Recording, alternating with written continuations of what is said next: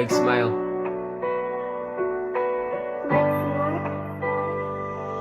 Ja, ek weet nie eens wat om te sê nie. Dis die lewe wat ek wou hê nie.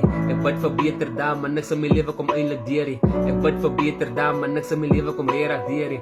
Ek weet nie hoekom maak die lewe dan nou vir my so seer nie. Ek try my bes, ek gee my bes, soms keer kan ek nie meer nie. Ek try my alles te gee, dan lyk dit ek het niks probeer nie.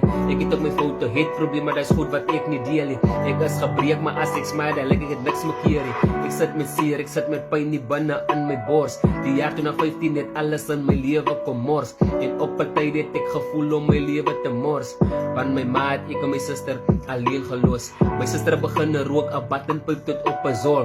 Kyk waar sy nou in die tronk van moord en saam met gangster Joel. Sy het ook haar foute, het probleme, dis goed wat sy nie deel nie. Sy het gedoen wat sy gedoen het, want sy kon nie meer nie. Ja, ons is jong, ons gaan deur baie, maar dit lyk nie so nie. En ek is moeg van al die pyn wat ek moet aanhou wegsteek. Die seer en pyn is stak in my brein, hoe kan ek my trane laat verdwyn? Hoe raak ek ontslaaf van al die pyn, van ek is moeg al van die pyn.